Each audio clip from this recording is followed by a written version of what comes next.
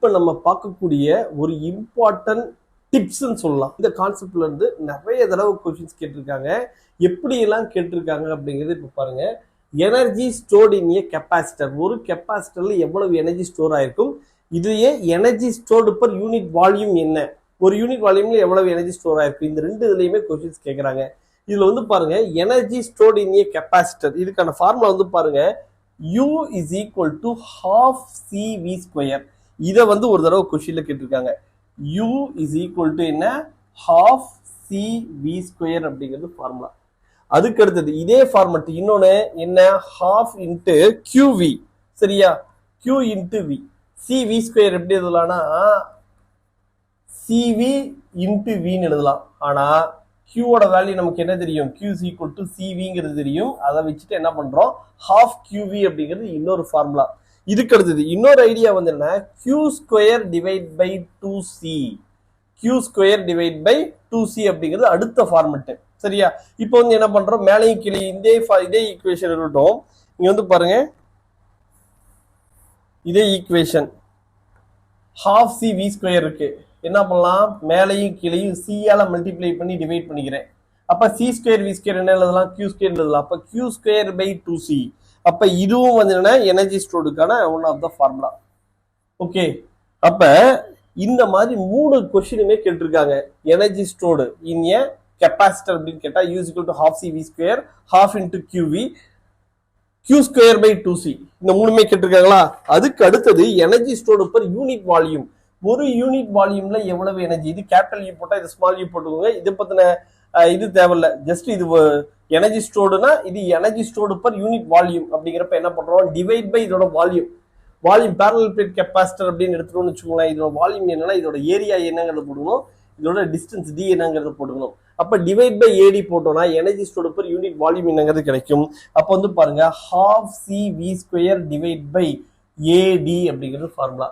அப்ப சிக்கு வந்து பாருங்க, கெப்பாசிட்டன்ஸ் சிக்கு வந்து பாருங்க இன்னொரு ஃபார்முலா இருக்கு. என்ன, epsilon naught A by D.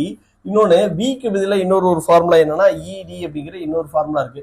அப்ப இது ரெண்டையும் சப்ஸ்டிட் பண்ணலாம். ஹாஃப் இன்ட்டு இது வந்து என்ன வருது, epsilon naught A by D into V ஸ்கொயருக்கு பதிலாக வந்து இடி. அப்ப E square D square divide by ஏடி அப்படிங்கிறது வரும். இதை சிம்பிளிஃபை பண்ணுங்க, என்ன வருது, இந்த ஏ கேன்சல் ஆயிடும், இந்த டி ஸ்கொயர் கேன்சல் ஆயிடும். அப்போ half epsilon not E square அப்படிங்கிறது வரும்.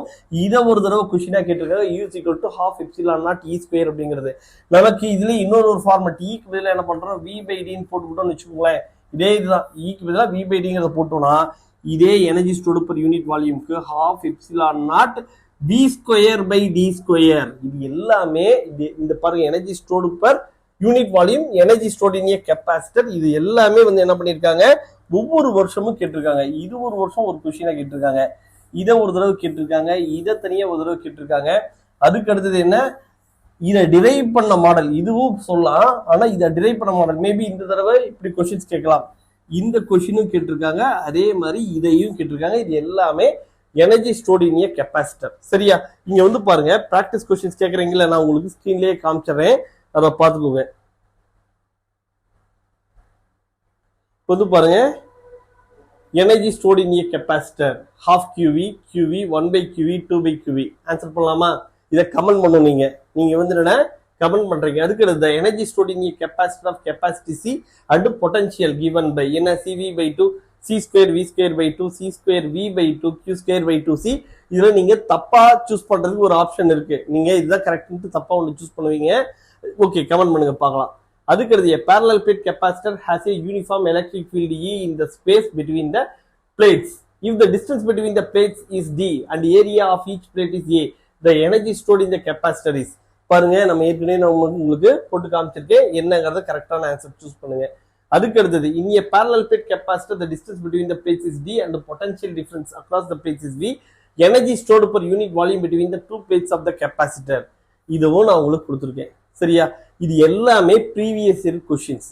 சரியா, இதனால இதுல திரும்ப திரும்ப கேட்கறதுக்கான சான்சஸ் இருக்கு. அதனால energy stored in a capacitor இந்த கான்செப்ட் ஒரு தடவைக்கு இன்னொரு தடவை கோ த்ரூ பண்ணிக்கோங்க.